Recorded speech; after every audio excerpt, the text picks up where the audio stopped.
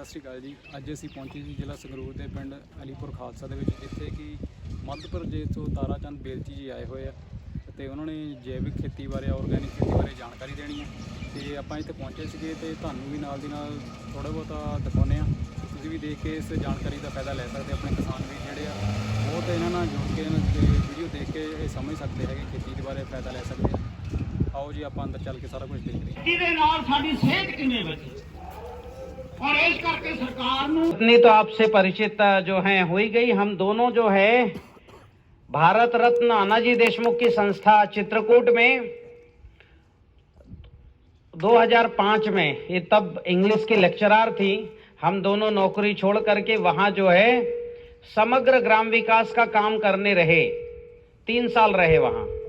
समग्र ग्राम विकास यानी गांव से गरीबी, बीमारी, बेकारी, अशिक्षा, विवाद कैसे खत्म करना। मैं फसलों पर काम करता था, मेरी पत्नी जो है महिलाओं के शिक्षा, बच्चों की शिक्षा, उनका स्वास्थ्य, उनका संस्कार और खान पान की प्राकृतिक तरीके से कैसे खान पान करें, इस पर इन्होंने काम किया है। विशेषकर गर्भस्थ शिशु संस्कार पर, क्योंकि आत्मा वहां से आता है।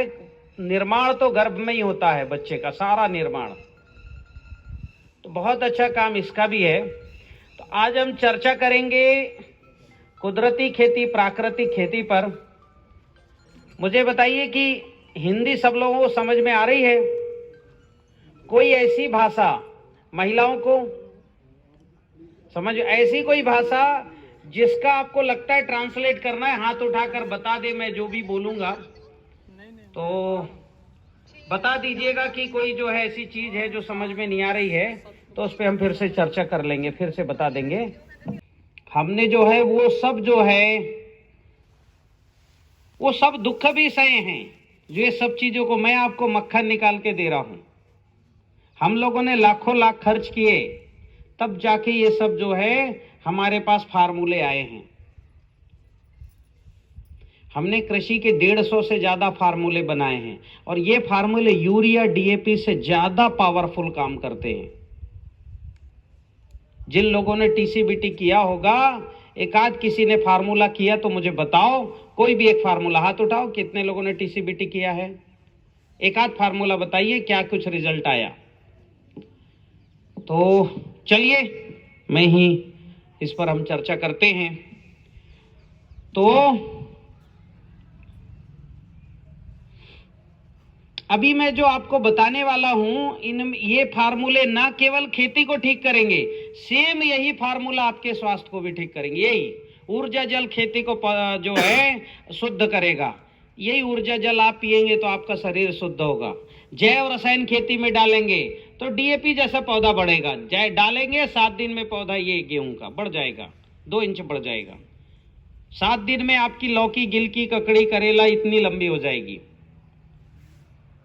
तो जैसा आप इसको, वही आप जो है जैव रसायन आप पिएंगे तो आपका पेट साफ हो जाएगा, बढ़िया लगेगा, बहुत अच्छी फील होगी आपको। जो उठना बैठना, चलना फिरना आपका अच्छा हो जाएगा।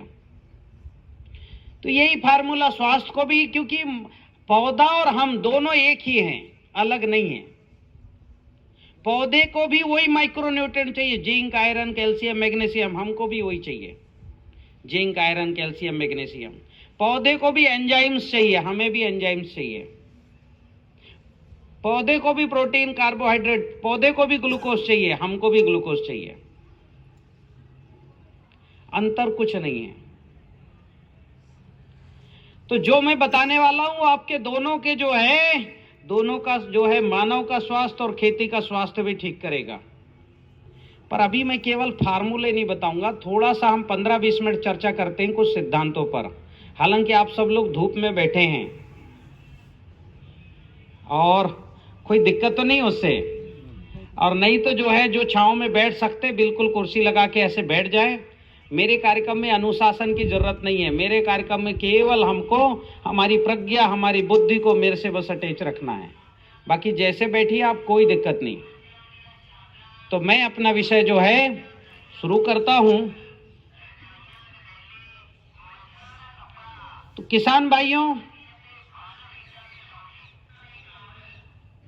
ये जो प्रकृति बनी है, ये पंच महाभूतों से बनी है। और जैसी प्रकृति है वैसे हम हैं, जिसको आप लोग यत यत पिंडा तत्तद ब्रह्मांडे आप बोलते हैं। गुरु ग्रंथ साहिब में भी कहीं ये लिखा हुआ है, यत यत पिंडे तत्तद ब्रह्मांडे। जैसा पिंड वैसा ब्रह्मांड, जैसा ब्रह्मांड वैसा पिंड, ब्रह्मांड जैसा वैसे हम जैसे वैसे ब्रह्मांड, कोई अंतर नहीं है। हम जैसे वैसे पौधे, पौधे जैसे वैसे हम।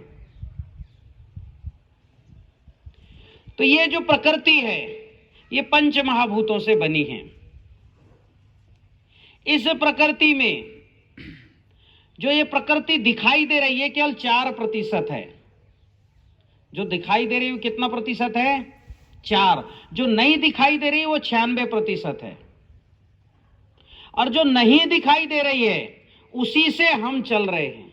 वो नहीं दिखाई देने वाली प्रकृति हमें भोजन देती है, पोषण देती है, हमें जीवन देती है।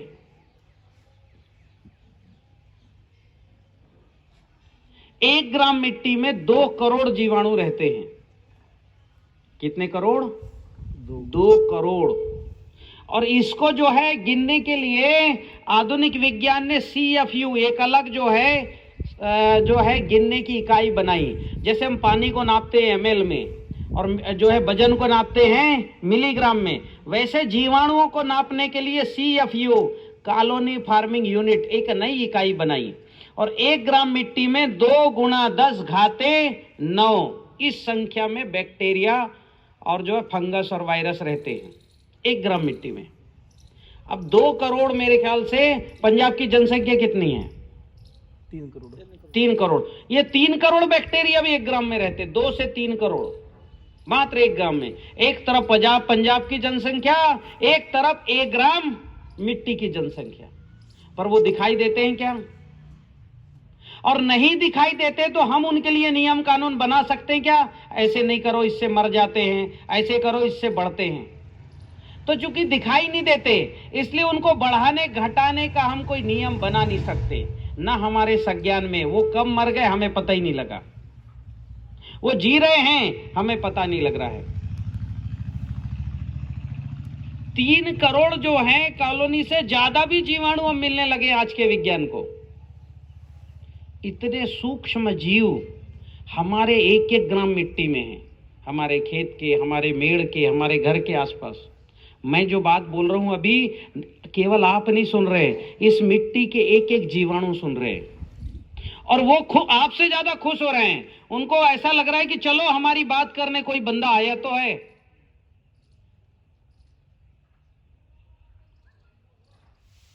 तो वो जो जीवाणु हैं वही जीवन देने का काम करते हैं।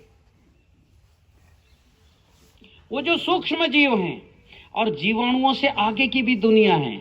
जीवाणु से आगे है अणु। जीवाणु से आगे क्या है? अणु है। 2 के आगे 9 शून्य लिखोगे, इतने जीवाणु हैं। और 2 के आगे ये जो है मेरे बराबर विशेषज्ञ हैं, BSc तो हैं ही। इन्होंने जब हमारी खेती की, इनका खेत देखने गया मैं, कपास था 6 फुट का, कचरा था 3 फुट का।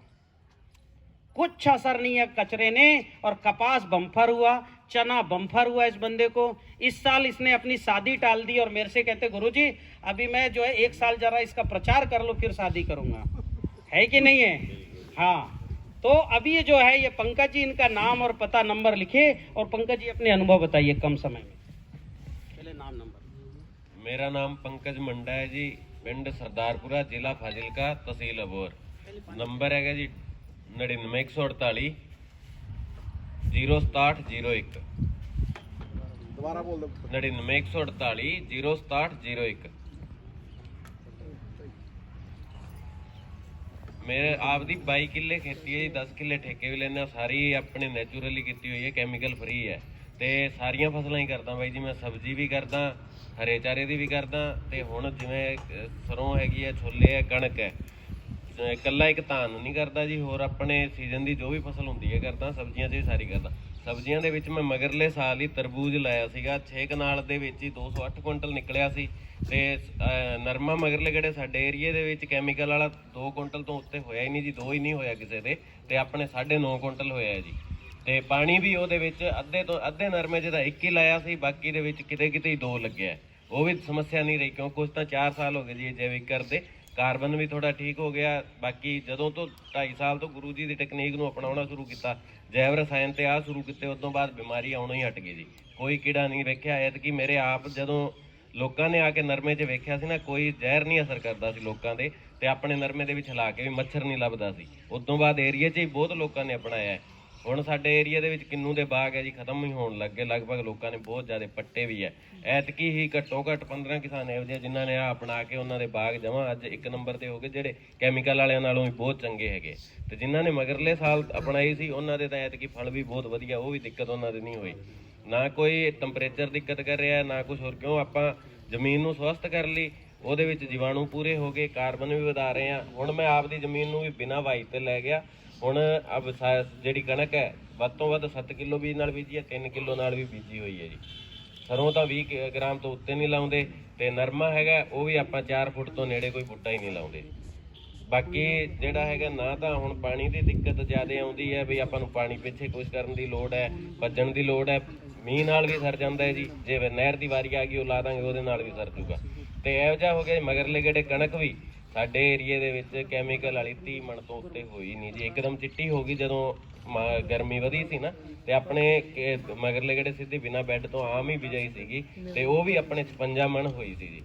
ਏਰੀਏ ਦੇ ਵਿੱਚ ਕਿਸੇ ਦੇ ਹੀ ਨਹੀਂ ਹੋਈ ਸੀ। ਜਿਹੜੇ ਧਾਨ ਵਾਲੇ ਵਾਹਣ ਸੀਗੇ ਚੌਲ ਵਾਲੇ, ਉਹਨਾਂ ਦੇ ਵਿੱਚ ਕਿਸੇ ਦੇ ਪਵਾਂ ਦੀ 35 ਤੋਂ 40 ਹੋਈ ਹੋਵੇ, ਔਰ ਨਰਮੇ ਵਾਲੇ ਦਾ 30 ਵੀ ਨਹੀਂ ਹੋਈ ਸੀ।